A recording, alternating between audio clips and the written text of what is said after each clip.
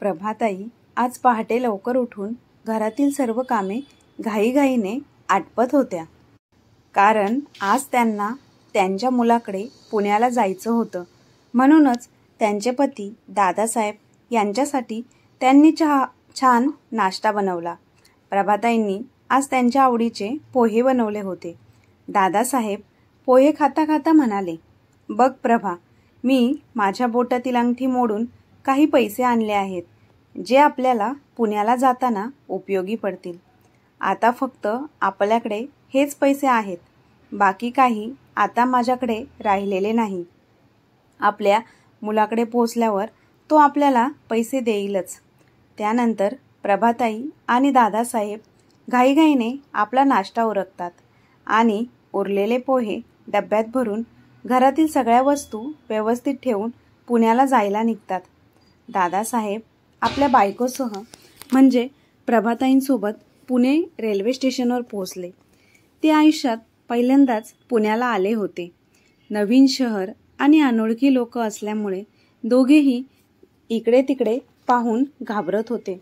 प्रभाताई आपल्या पतीला म्हणाल्या, "तुम्ही पुन्हा एकदा महेशला फोन लावून बघा. बहुतेक यावेळेस तरी त्याला फोन लागेल." त्यावर दादासाहेब म्हणाले, "नाही अगं प्रभा, त्याला फोन नाही लागत.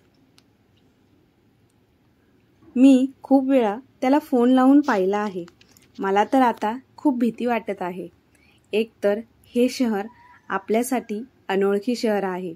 कुठे जाणार आहोत आपण? मला तर काय करावे हे समजतच नाहीये."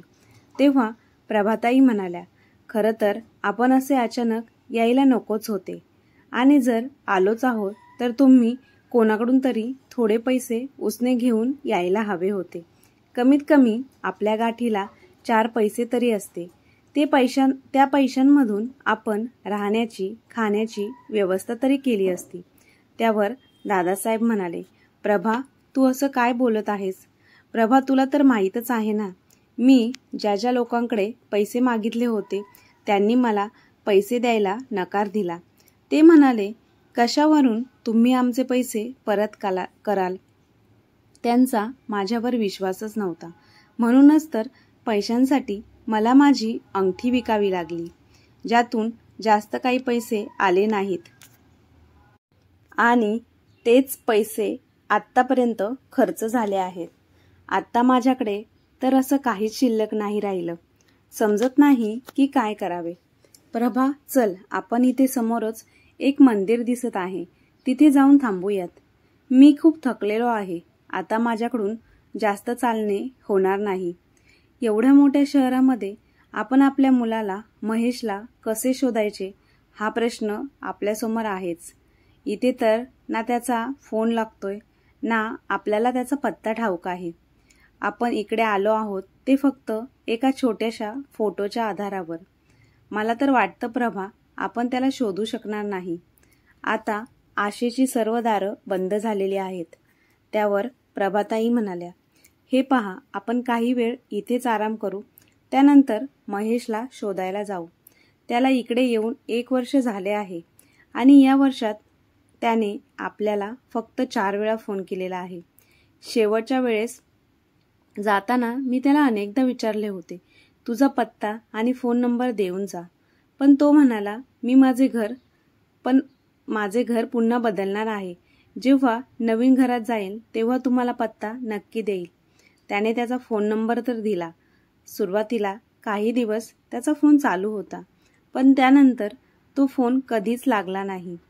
आपण वेड्यासारखे त्याला फोन करत राहिलो." प्रभाताई म्हणाल्या, "नक्कीच तो कोणत्या तरी मोठ्या अडचणीत असेल हो." बोलता बोलता वाटेत असलेले मंदिरही आले आणि ते दोघेही त्या मंदिरात गेले. तिथे गेल्यावर मंदिराचा पुजारी त्यांच्याजवळ येऊन म्हणाला, "राम राम, तुम्ही या शहरामध्ये नवीन दिसताय." त्यावर दादासाहेब म्हणाले, "होय, आम्ही पहिल्यांदाच इथे आलो आहोत. त्याचे काय आहे, आमचा मुलगा इथे नोकरी करायला आला होता. पण मागच्या 1 वर्षापासून आमची आणि त्याची काहीच गाठभेट झाली नाही आणि आमचे त्याच्याशी बोलणे सुद्धा झालेले नाही. त्यामुळे आम्ही त्याला इथे शोधायला आलो आहोत." त्यावर पुजारी म्हणाले, "तुम्हाला त्याचा पत्ता ठाऊक नाही का? की तुम्ही रस्ता चुकला आहात. मला सांगा, मी तुमची मदत करण्याचा प्रयत्न करेल. प्रभाताई महेशचा फोटो पुढे करत म्हणाल्या, गुरुजी, आमच्याकडे त्याचा कोणताही पत्ता नाही, परंतु आमच्या मुलाचा फोटो आहे, तो मी तुम्हाला दाखवते. असं म्हणत प्रभाताईंनी महेशचा फोटो गुरुजींना दाखवला. हे सगळं ऐकून गुरुजी म्हणाले, मला तर असे वाटते की तुम्ही गावाकडे राहत असल्यामुळे या बहुरूपी जगापासून अनोळखी आहात. तुम्ही दोघे खूप वेगळे आहात. या कलियुगात आईवडिलांनी म्हातारपणात कसे जगायचे हा खूप मोठा प्रश्न आहे. मुले आईवडिलांपासून विभक्त होतात आणि त्यानंतर आईवडिलांशी कोणताही संपर्क ठेवत नाही. याचा अर्थ त्यांना आता आईवडिलांची गरज राहिलेली नाही आणि हेच कटू सत्य आहे. त्यावर प्रभाताई म्हणाल्या, हे काय बोलत आहात गुरुजी? आमचा महेश इतर मुलांसारखा नाही. आम्ही त्याच्यावरती खूप चांगले संस्कार केलेले आहेत. तो नक्कीच कोणत्या तरी अडचणीत असेल. त्याचे त्याच्या आईवडिलांवर खूप प्रेम होते. तो आमच्यासोबत असे करण्याचा स्वप्नात विचार देखील करू शकत नाही. हे ऐकताच गुरुजी हसत म्हणाले, ताई, मी या मंदिरात गेले 10 वर्षापासून पूजा करत आहे आणि या मंदिरात मी अशा कित्येक आईवडिलांना देवाकडे मुलाची तक्रार करताना पाहिलेले आहे. काही मुले आईवडिलांना स्टेशनवर सोडून जातात, कोणी त्यांना सोडून परदेशात निघून जातात, तर कोणी आईवडिलांना कर्जबाजारी करून आहे त्या परिस्थितीमध्ये सोडून गेलेला असतो. तर काही मुले आईवडिलांना बायकोचे ऐकून वृद्धाश्रमामध्ये सोडतात. यावर दादासाहेब पटकन म्हणाले, मोठ्या मोठ्या शहरात असे होत असेल, पण आमचा महेश तसा नाही. तो आमच्याशी असे कधीच वागणार नाही. त्याने तर जाताना आम्हाला वचन दिले आहे की त्याच्या शिक्षणासाठी आईवडिलांनी जे घर, दागिने सावकाराकडे गहाण ठेवले आहे, हे नोकरी लागताच लवकरात लवकर सर्व सोडवेल आणि तो त्याच्यासाठीच इथे नोकरी करण्यासाठी आला आहे. गुरुजी म्हणाले, दादा, जर तुमच्या मुलाला तुम्ही केलेल्या कष्टाची जाणीव असती तर तो तुम्हाला मागच्या 1 वर्षात एकदा तरी भेटायला आला असता. गुरुजींचे बोलणे ऐकून प्रभाताई आणि दादासाहेब एकमेकांच्या तोंडाकडे पाहू लागले. पुजारी पुढे म्हणाले, असं तर मी देवाकडे प्रार्थना करतो की तुम्ही जे बोलत आहात असेच असू देत आणि तुमचा मुलगा तुम्हाला लवकरात लवकर भेटावा. बरं, तुम्ही लोक खूप दूरचा प्रवास करून आला आहात, थकला असाल, भूक लागली असेल. असो, आज तुम्ही अगदी योग्य वेळी आला आहात. या मंदिरामध्ये नेहमीच कोणी ना कोणी भंडारा करत असतं. इथे नेहमीच प्रसाद वाटप होत असतो. इथे अनेक लोक पोट भरून जेवण करतात. आज सुद्धा एक भंडारा आहे. तुम्ही सुद्धा पोट भरून जेवण करा. बरं, ठीक आहे, तुम्ही बसा, असे बोलून गुरुजी तिथून निघून गेले. दूरच्या प्रवासानंतर त्या दोघांनाही खूप भूक तहान लागली होती. काही वेळाने ते दोघेही जेवायला बसले. तिथे बरीच वृद्ध माणसे होती. सर्वजण जेवणाची वाट पाहत होते. तेवढ्यात एक माणूस आपल्या भल्या मोठ्या मर्सिडीज कारमधून उतरला. त्याची ती श्रीमंती त्याच्या पेहरावावरूनच दिसत होती. काही वेळात सर्वांना जेवण वाढायला सुरुवात झाली. जेव्हा सर्वजण जेवण करत होते तेव्हा एक स्त्री बनारसी साडी घालून आणि खूप सारे दागिने घालून फोनवर बोलत तिथे आली. फोनवरचे बोलणे झाल्यावर ती म्हणाली, तुम्ही सर्वजण पोट भरून जेवण करा. त्यानंतर तिचा नवरा म्हणाला, आणि हो, जेवण झाल्यावर रिकाम्या हाताने जाऊ नका. तुम्हा सर्वांना देण्यासाठी आम्ही शाल आणि काही कपडे सुद्धा आणलेले आहेत, ते सुद्धा घेऊन जा.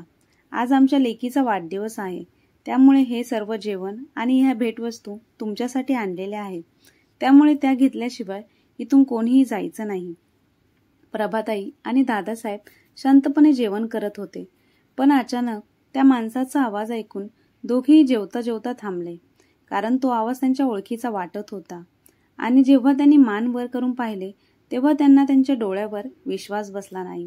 कारण तो माणूस दुसरा तिसरा कोणी नसून त्यांचाच मुलगा महेश होता. त्याला पाहून दादासाहेब पटकन उठले आणि आपल्या मुलासमोर गेले.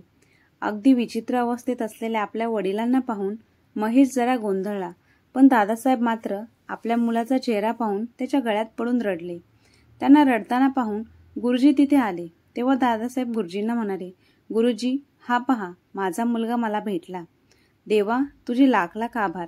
दादासाहेब पुढे म्हणाले, महेश, तू तू तर ठीक आहेस ना? कुठे होतास तू? अरे आम्ही तुला किती फोन केले आहे. आईवडिलांची झालेली अवस्था, त्यांचे कपडे पाहून महेशला आईवडिलांची लाज वाटत होती. तो सारखा इकडे तिकडे पाहत होता. जेवण करणारे सर्व लोक हक्काबक्का होऊन महेशकडे पाहत होते आणि अधूनमधून सर्वजण दादासाहेबांकडेही पाहत होते. तेवढ्यात पाठीमागून प्रभाताई आल्या आणि त्या सुद्धा आपल्या मुलाला मिठी मारू लागल्या आणि म्हणाल्या, महेश बाळा, कसा आहेस रे तू? किती बारीक झाला आहेस तू? असे बोलून आई रडत होती. सर्व पाहून गुरुजी म्हणाले, काय योगायोग आहे देवासमोरच तुमचा मुलगा तुम्हाला भेटला. खूप छान झाले. गुरुजी महेशला म्हणाले, अरे बाळा, इतका श्रीमंत तू आणि आपल्या म्हाताऱ्या आईवडिलांना असे कोणी एकटे सोडते का? बघ त्यांची काय अवस्था झाली आहे. तू का त्यांना तुझा पत्ता सांगितलाच नाही? ते दोघे बिचारे इथे तिथे भटकत आहेत.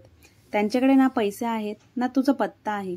त्यावर प्रभाताई म्हणाल्या, ठीक आहे गुरुजी, आम्हाला आमचा मुलगा मिळाला ना, मग आता आम्हाला काही नको. प्रभाताई महेशकडे पाहून म्हणाल्या, बाळा, तू खूप मोठा माणूस झाला आहेस. हे पाहून खूप आनंद झाला आणि तू जे काही काम करत आहेस ते खूप पुण्याचे काम करत आहेस. देव नक्कीच तुझे भले करेल. बराच वेळ त्या दोघांना महेश बरोबर बोलताना पाहून महेशची बायको प्रणाली तिथे आली आणि म्हणाली, काय झाले महेश? लवकर लवकर कपड्यांचे वाटप कर आणि ह्या लोकांसोबत काय बोलत उभा आहेस? अरे यांच्यासारखे एक नाही तर हजारो लोक रांगेत उभे आहेत. प्रभाताईंनी महेशला विचारले, महेश, ही मुलगी कोण आहे जी तुला नावाने बोलावत आहे? तेव्हा महेश म्हणाला, आई, ही तुझी सून आहे. तू लग्न केले आणि आम्हाला सांगितले देखील नाही. महेश काही बोलणार त्याआधी प्रणाली म्हणाली, अरे महेश, ही बाई तुझी आई आहे. महेशने प्रणालीला इशारा केला आणि फक्त म्हणाला, हो. प्रणाली पुढे म्हणाली, आई, आमचे लग्न खूप घाई गडबडीत झाले होते, त्यामुळे कोणाला सांगण्यासाठी वेळही मिळाला नाही. आणि खरे सांगायचे तर महेश तर दररोज तुमची आठवण काढत होते. ते तुम्हाला विसरले नाहीत. त्यानंतर महेश म्हणाला, हो आई, अगं कामात व्यस्त असल्यामुळे आम्हाला तुमच्याकडे येता आले नाही. आई बाबा, मला माफ करा. तिथे असणाऱ्या लोकांसमोर प्रणाली म्हणाली, आई बाबा, आता तुम्ही गावी परत जाणार नाही, इथेच आमच्यासोबत राहणार आहात. महेशकडे पाहून प्रणाली म्हणाली, काय हो महेश, मी बरोबर बोलत आहे ना? नंतर महेश म्हणाला, बाबा, मला माफ करा. माझ्यासारखा नालायक मुलगा देवाने कोणालाच द्यायला नको. आता मला माझी चूक सुधारायची आहे. प्रणाली बरोबर बोलत आहे. आजपासून तुम्ही आमच्यासोबत राहणार आहे.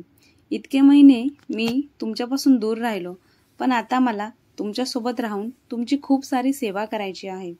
आपल्या मुलाचे बोलणे ऐकून आईबाबांच्या डोळ्यात आनंदाश्रू आले. मग प्रभाताई आणि दादासाहेब मुलासोबत निघून गेले. जाताना प्रभाताई खूप गर्वाने गुरुजींना म्हणाल्या, पाहिलेत ना गुरुजी, मी म्हणाले होते ना, माझा मुलगा इतर मुलांसारखा नाही. देवाच्या कृपेने तो आज आम्हाला योगायोगाने मंदिरात भेटला. यावर गुरुजी म्हणाले, ताई, मी तर एवढेच म्हणेल की देव तुमच्या चेहऱ्यावरचा आनंद कधीच कमी नको करू. चला ठीक आहे. असे बोलून दादासाहेब आणि प्रभाताई आपला मुलगा आणि सुनेसोबत निघून जातात. घरी पोचल्यानंतर प्रणाली सासूबाईंना म्हणते, आई, तुम्ही थकल्या असाल, काहीतरी खाऊन घ्या आणि मग आराम करा. बाकी आपण उद्या बोलू. असे बोलून ती खोलीत निघून गेली. दुसऱ्या दिवशी सकाळी प्रभाताई आणि दादासाहेब चहा प्यायला बसले होते. तेवढ्यात त्यांच्या घरी काम करणारी छाया आली आणि तेव्हा प्रणालीने तिला किराणा मालाचा हिशोब मागितला. काही पैशांच्या गडबडीमुळे तिला कामावरून तिने काढून टाकले. हे सर्व प्रभाताई पाहत होत्या. तेव्हा प्रणाली म्हणाली, अहो आई, आई, काय सांगायचे तुम्हाला, ही छाया अजिबात व्यवस्थित काम करत नव्हती आणि वरून चोरी सुद्धा करत होती. त्यामुळेच मी तिला कामावरून काढून टाकले. तसेही आपण घरात चौघेच तर आहोत, आपण दोघी मिळून काम करूया. तेव्हा प्रभाताई म्हणाल्या, ठीक आहे सुनबाई, काम केल्यामुळे तब्येत सुद्धा चांगली राहते. आम्ही गावी सर्व कामं स्वतःच करत होतो. बिचाऱ्या साध्या भोळ्या प्रभाताई, त्यांना ठाऊकच नव्हते की यामागे प्रणालीचा कोणता डाव चालू आहे. सुरुवातीला सर्व काही ठीक चालले होते, पण आता प्रणाली सासू सासऱ्यांचा तिरस्कार करू लागली. तिला तिच्या घरात सासू सासरे नको होते आणि हळूहळू महेश सुद्धा त्याच्या बायकोचे बोलणे ऐकू लागला. त्याला तिचेच म्हणणे बरोबर वाटायचे. प्रणाली दिवसभर सासूकडून घरातील सर्व कामे करून घ्यायची आणि महेशला खोटे सांगायची की तुझी आई काहीच काम करत नाही. महेश देखील बायकोच्या बोलण्यावर लगेच विश्वास ठेवून प्रणालीसमोर आईला बडबड करून अपमान करायचा. त्या दोघांचे जेवण झाल्यानंतर जे काही अन्न उरायचे ते आईवडिलांना खायला द्यायचे. एकदा ते दोघे आईवडिलांना घरात कोंडून 5 दिवसांसाठी बाहेर फिरायला गेले होते. कदाचित त्यांच्या मरणाची वाट पाहत होते. त्यांना असे वाटले की फक्त पाणी पिऊन हे दोघे असे किती दिवस जगतील, कारण घरात पाण्याशिवाय दुसरं अन्न काहीच शिल्लक नव्हतं. किचनला तर त्यांनी कुलूप लावले होते आणि प्रभाताई आणि दादासाहेब भुकेने व्याकुळ झाले होते, पण त्यांचं ऐकणारं कोणीच नव्हते. तिसऱ्या दिवशी प्रभाताईंनी त्यांच्या खोलीच्या खिडकीतून शेजाऱ्यांना आवाज दिला. खरे तर त्यांना असे काहीच करायचे नव्हते, कारण यामुळे कुटुंबाची बदनामी होईल, पण भुकेपुढे ते सर्व काही विसरले होते. सर्वप्रथम त्या शेजाऱ्यांनी दोघांनाही खिडकीतून जेवण दिले. त्यानंतर त्यांनी महेशला फोन केला आणि त्याला पोलिसांची धमकी दिली. तेव्हा मुलाने आणि सुनेने हे चुकून घडल्याचे प्रकरण सांगून प्रकरण शांत केले. महेशने सांगितले की आम्ही ट्रिपला गेल्यावर माझ्या सासूबाईंचा अपघात झाला, त्यामुळे आम्ही इकडे लवकर येऊ शकलो नाही. पण हे सगळे खोटं होतं. प्रभाताईंनी शेजाऱ्यांना सांगितल्यामुळे सुनेला त्यांचा खूप राग आला होता. त्यामुळे तिने प्रभाताईंना खोलीत बंद करून खूप मारले. हा धक्का दादासाहेब सहन करू शकले नाही आणि एके दिवशी अचानक त्यांचा झोपेतच हृदयविकाराच्या झटक्याने निधन झाले. आता प्रभाताई खूप एकट्या पडल्या. वडील गेल्याचे दुःख महेशला झालेच नव्हते. खरं तर अशा वेळी आईला मुलाच्या आधाराची खूप गरज होती, पण तसे काहीच झाले नाही. आई एकटीच घरातील सगळे कामे करत होती. हे दिसत असूनही तो बायकोला काहीच बोलत नव्हता. प्रणालीला आता सासू घरात नकोशी वाटू लागली, म्हणून ती सासूला घराबाहेर काढण्यासाठी प्लॅन करू लागली. सर्व कामं झाल्यावर प्रभाताई त्यांच्या खोलीत जाऊन आराम करत होत्या. तेवढ्यात प्रणाली तिथे आली. आज काही करून प्रणालीला त्यांना घराबाहेर काढायचेच होते.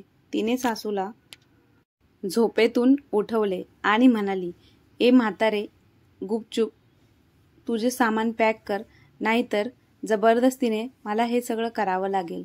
आणि काय ग, तू आमच्याबद्दल शेजाऱ्यांकडे तक्रार करतेस आणि हे लोक तुला साथ देत आहेस असा विचार करत असशील तर तू खूप चुकीचा विचार करत आहेस. तुला काय वाटले, आम्हाला तुरुंगात पाठवून तू इथे आराम करशील? असे बोलून प्रणालीने सासूला घराबाहेर काढले आणि महेशही हाताची घडी घालून फक्त पाहतच होता. एका आईसाठी यापेक्षा आणखी वाईट गोष्ट कोणती असू शकते? प्रभाताईंनी लगेच ते घर सोडले, पण आता त्या कुठे जाणार हे त्यांना काहीच माहीत नव्हते. अशा परिस्थितीतच प्रभाताई पुन्हा त्या मंदिरात गेल्या. तेव्हा मंदिरासमोर लोकांची खूप गर्दी झाली होती. प्रभाताई गर्दीतून वाट काढत पुढे गेल्या आणि त्यांनी पाहिले की एक माणूस पायऱ्यांवरून पडला आहे. त्याच्या डोक्याला मार लागला. त्याच्या डोक्यातून खूप रक्त येत होतं, परंतु त्या गर्दीमधील एक जण पुढे देखील त्याच्या मदतीला आला नाही. तेव्हा प्रभाताईंनी त्यांच्या साडीचा पदर फाडला आणि त्या माणसाच्या डोक्याला बांधला.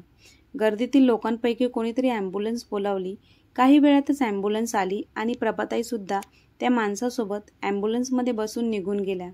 तिथे गेल्यानंतर डॉक्टरांनी चेकअप केले आणि डॉक्टर म्हणाले की रक्तस्राव खूप झाला आहे, त्याला रक्ताची गरज आहे. पेशंटचा ब्लड ग्रुप चेक केला तर तो O पॉझिटिव्ह होता. हॉस्पिटलवाल्यांनी ब्लड बँकेत फोन केला तेव्हा त्या लोकांनी सांगितले की सध्या इथं ब्लड ग्रुप उपलब्ध नाही, आम्ही व्यवस्था करतो.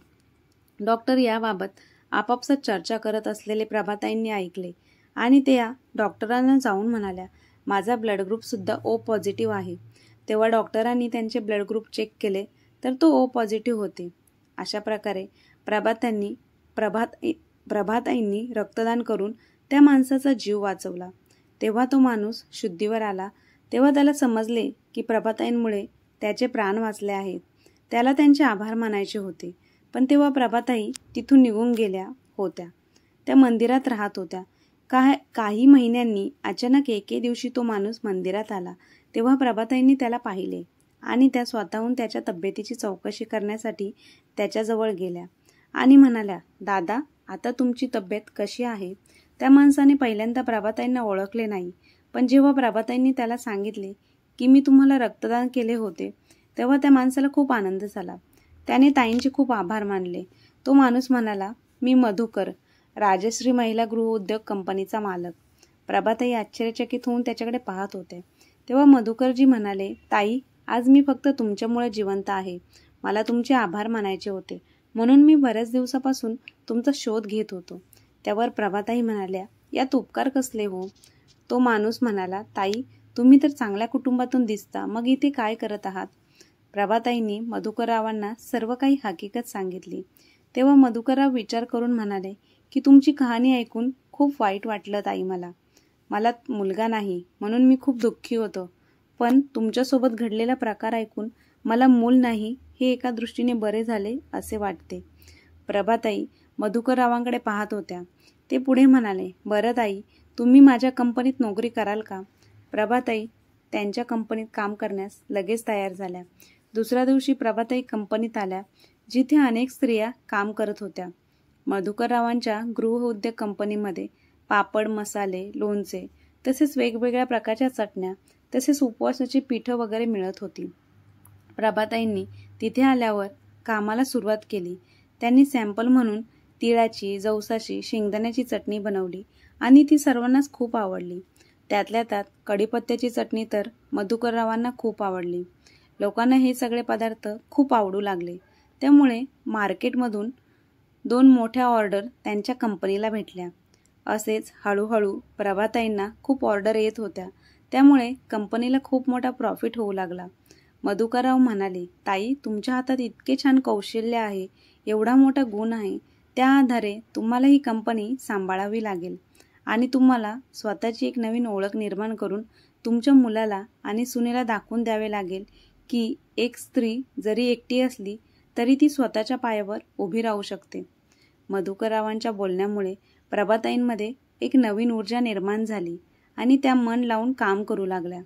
मधुकररावांच्या कंपनीतील मसाले, लोणचे, पापड, चटण्या असे अनेक पदार्थ आता मोठ्या मोठ्या मॉलमध्ये विकण्यासाठी ठेवण्यात आले आणि त्यांना लोकांचा भरपूर प्रतिसाद मिळाला.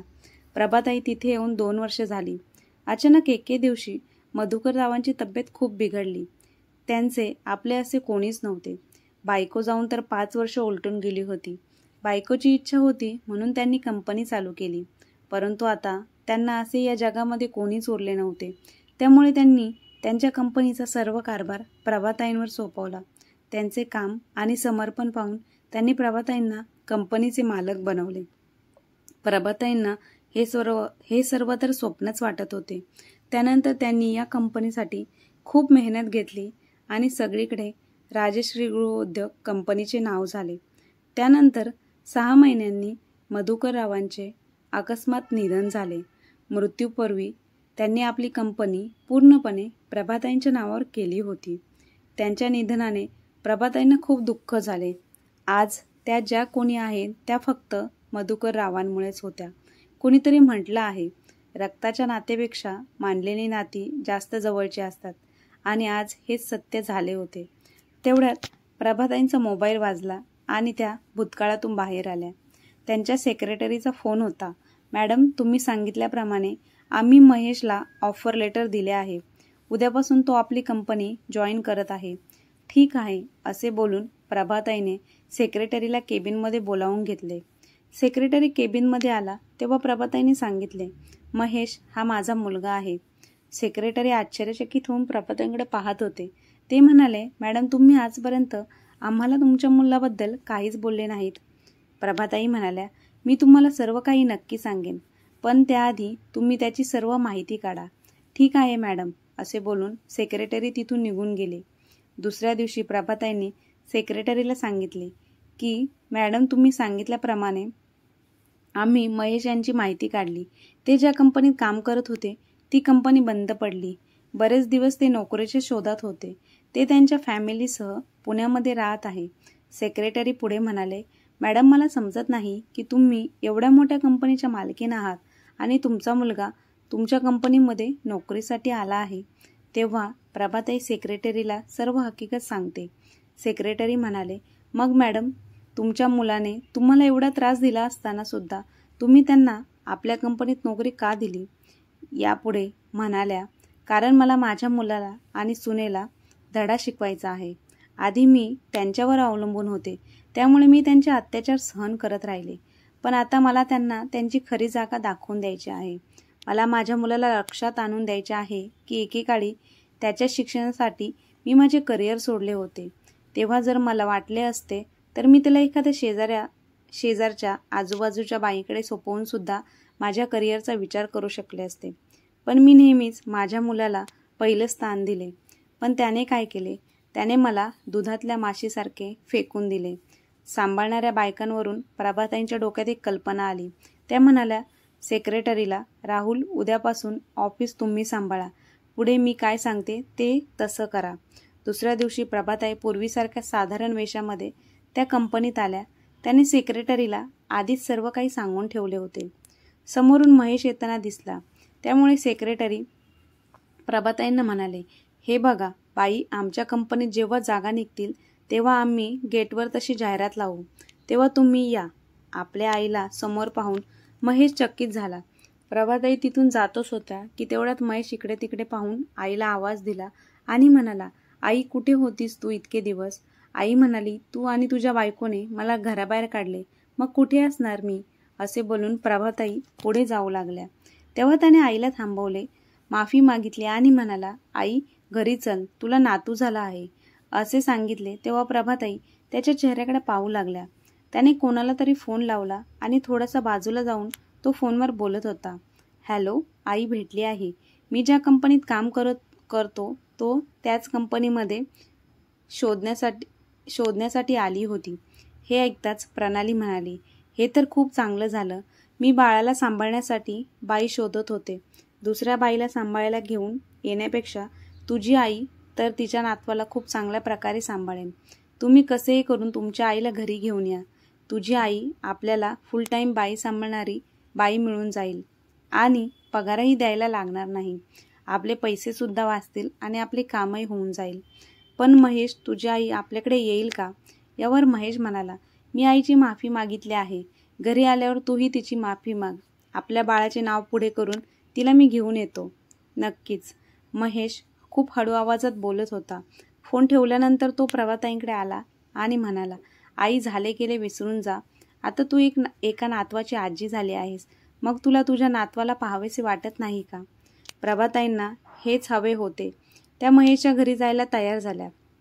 संध्याकाळी ऑफिस सुटल्यानंतर महेश आईला घरी घेऊन गेला. घरी गेल्यानंतर सुनबाईने प्रभाताईंची माफी मागितली. त्या तिला काहीच बोलत नाही.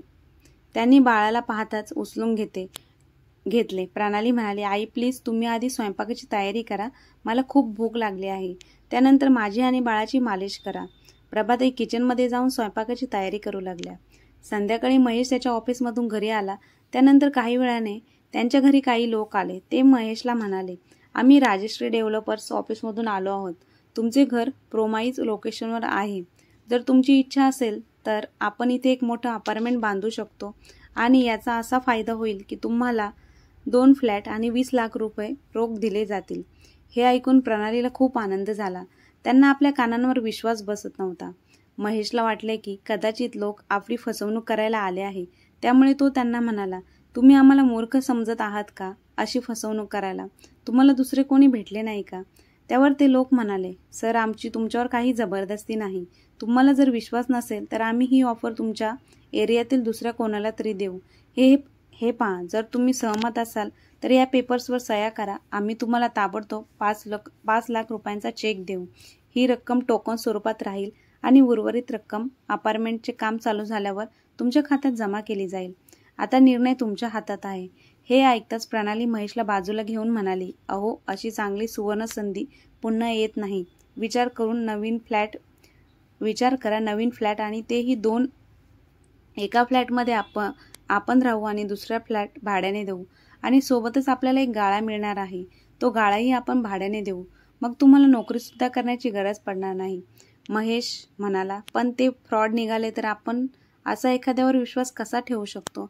मग यावर प्रणाली म्हणाली, पण त्यांचे म्हणणे आहे की आपण आता हो म्हणलो तर लगेच आपल्याला 5 लाख रुपयांचा चेक देतील. मग यात विश्वास न ठेवण्यासारखे काहीच नाही. त्यानंतर काही वेळ विचार करून महेश त्या लोकांना म्हणाला, आम्हाला लगेच 5 लाख रुपयांचा चेक मिळेल का? हो सर, तुम्ही इथे सही करा, चेक रेडी आहे. महेशने पेपर्सवर सह्या केल्या. त्यानंतर त्यांनी महेशला 5 लाख रुपयांचा चेक दिला. चेक पाहून महेश आणि प्रणालीला खूप आनंद झाला.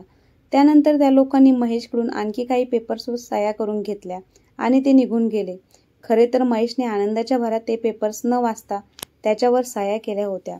दुसऱ्या दिवशी महेश बँकेमध्ये चेक जमा करतो आणि काही वेळातच त्याच्या अकाउंटवर 5 लाख रुपये जमा होतात. आता मात्र दोघांचाही आनंद गगनात मावेनासा होतो. त्याला काही दिवसांपूर्वी लागलेली नोकरी सोडतो. त्यानंतर एके दिवशी प्रणाली प्रभाताईला म्हणाली, आई, आता त्या कंपनीत जागा निघाली असेल, तुम्ही तिकडे नोकरी करा आणि बाहेरच कुठेतरी तुमची राहण्याची व्यवस्था करा, कारण आता काही दिवसात आम्हाला नवीन फ्लॅट भेटेल. त्या अपार्टमेंटमध्ये खूप सारे श्रीमंत लोक राहायला येतील. तिथं तुमच्यासारखी गावंढळ लोक शोभणार नाही. उगीच आम्हाला लाज आणू नका. तुमच्यामुळे आमची इज्जत कमी होईल. तेव्हा मला जबरदस्तीने तुम्हाला बाहेर काढावे लागेल. त्यापेक्षा आता तुम्ही तुमची व्यवस्था करा. प्रभाताई म्हणाल्या, पण सुनबाई, मी कुठे जाऊ? आता मला या घरातून हाकलून देऊ नकोस. प्रणाली म्हणाली, हे बघा आई, उगाच माझे डोके फिरू नका. जर तुम्ही लगेच हे घर सोडले नाही तर मी तुमचा जीव घेईल. असे बोलून तिने प्रभाताईंवर बळजबरी करून त्यांना घराबाहेर ओढत नेऊ लागली. तेव्हा प्रभाताईंनी प्रणालीच्या जोरदार कानाखाली मारली. सापटीच्या आवाजाने ते दोघेही हादरले. त्यांना समजत नव्हते की आईमध्ये अचानक एवढी ताकद कुठून आली. प्रणाली आश्चर्यचकित होऊन डोळे विस्फटून सासूकडे पाहत होती. महेश काही बोलणार त्याआधी प्रभाताई अश्रू पुसत घराबाहेर पडल्या. 2 दिवसांनी पुन्हा राजश्री डेव्हलपरच्या ऑफिसमधून ते लोक महेशच्या घरी आले. महेश त्यांना म्हणाला, तुम्ही लोक काम कधीपासून सुरू करणार आहात? ते लोक म्हणाले, हे काय, आजपासून आम्ही काम सुरू करणार आहोत. त्यामुळे तुम्हाला लगेच घर खाली करावे लागेल. मग महेश त्यांना म्हणाला, आम्ही दुसरीकडे भाड्याने घर पाहिले आहे. अपार्टमेंटचे काम पूर्ण होताच आम्ही पुन्हा आमच्या फ्लॅटमध्ये राहायला येऊ. त्यावर ते लोक महेशला म्हणाले, कोणता फ्लॅट? तुम्ही स्वप्न तर पाहत नाही ना? आता हे घर आमच्या मॅडमच्या नावावर आहे. तुम्ही स्वतः त्यांच्या नावावर ते केले आहे. महेशला समजत नव्हते की ते लोक काय बोलत आहे. तो पूर्णपणे गोंधळला होता. तेवढ्यात त्याच्या घरासमोर एक कार थांबली. कारमधून प्रभाताई उतरल्या. त्या म्हणाले, बेटा, हे घर मी खरेदी केले आहे. महेश आणि प्रणालीने प्रभाताईंकडे पाहिले आणि दोघेजण अवाक झाले. प्रभाताई साधारण दिसत नव्हत्या. त्यांच्या अंगावर किमान 20,000 रुपयांची खूप महागातली बनारसी सिल्क साडी होती आणि हातात जाडजाड सोन्याच्या बांगड्या, तर गळ्यात सोन्याची चैन होती. हे सर्व पाहून त्या लोकांना धक्का बसला.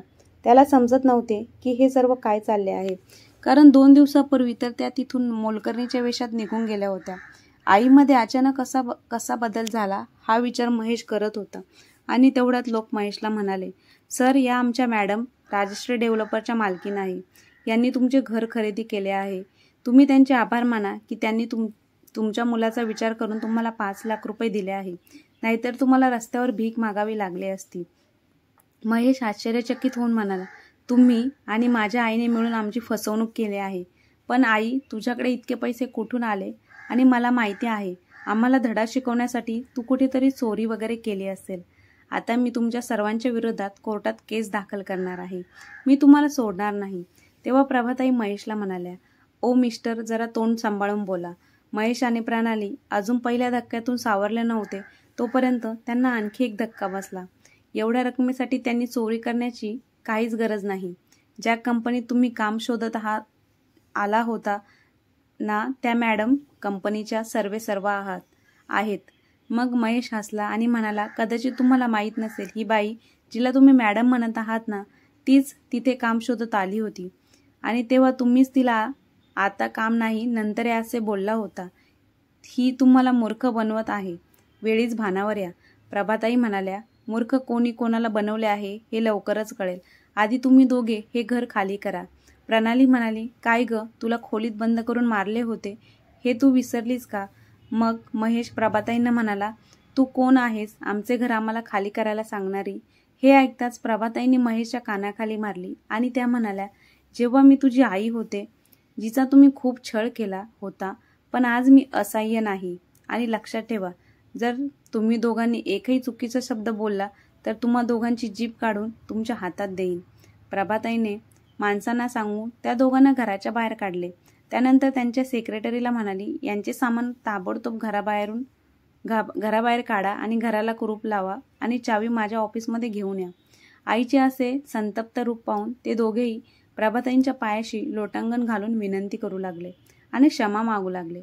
पण प्रभाताईंना मात्र आपल्या मुलाचे आणि सुनेची तीळमात्र दया आली नाही. त्या गाडीत बसून तिथून निघून गेल्या. आज महेश त्याची दुसरी नोकरी गमावून बसला होता. नोकरीच्या शोधात दिवसरात्र भटकत होता आणि प्रणालीला अजूनही आश्चर्य वाटत होतं की आई एवढ्या मोठ्या कंपनीची मालक कशी झाली. प्रभाताईंची उत्तरोत्तर होणारी प्रगती पाहून ते दोघेही चकित व्हायचे. त्या दोघांना आता खूप पश्चाताप होत होता. काही दिवसांनी महेशने आपल्या शिक्षणाच्या जोरावर पुन्हा एकदा जॉब मिळवला आणि तो बायको मुलांसह भाड्याचे घर घेऊन राहू लागला. पण एकट्याच्या जीवावर घर चालत नव्हते. त्यामुळे प्रणालीला जॉबसाठी बाहेर पडावे लागले. हे दोघे जॉब करून आपला मोडकळीस आलेला संसार चालवत होते. प्रत्येक क्षण त्यांना आईची आठवण करून देत होता. आता त्या दोघांची इच्छा असूनही ते प्रभाताईंना आपल्याजवळ राहायला बोलावू शकत नव्हते. या दरम्यान अनेकदा महेश प्रभाताईंच्या कंपनीमध्ये जाऊन बोलायचा की आई, तुझा नातू आजारी आहे, तो तुझी आठवण काढतो. प्रभाताईंना चांगलेच ठाऊक होते की त्यांचा मुलगा स्वतःच्या मुलाची ढाल बनवून माझ्याशी पुन्हा नातेसंबंध जोडण्याचा प्रयत्न करत होता. पण प्रभाताईंनी त्यांचे मन एवढे घट्ट केले की त्यांनी पुन्हा कधीच मागे वळून पाहिले नाही. आणि या 5 वर्षाचा कालखंड लोटल्यानंतर ती कंपनी त्यांनी एका अनाथ मुलाच्या नावावर करून दिली. परंतु स्वतःच्या मुलाला फुकटचा 1 रुपया सुद्धा दिला नाही. तर मग मित्र आणि मैत्रिणींनो, प्रभाताईंनी घेतलेला निर्णय तुम्हाला कसा वाटला आणि प्रभाताईंनी आपल्या मुलाला आणि सुनेला दिलेल्या शिक्षाबद्दल तुमचे काय मत आहे हे कमेंट करून नक्की कळवा. आणि कथा आवडली असेल तर आपल्या चॅनलला लाईक, शेअर, सबस्क्राईब नक्की करा. धन्यवाद.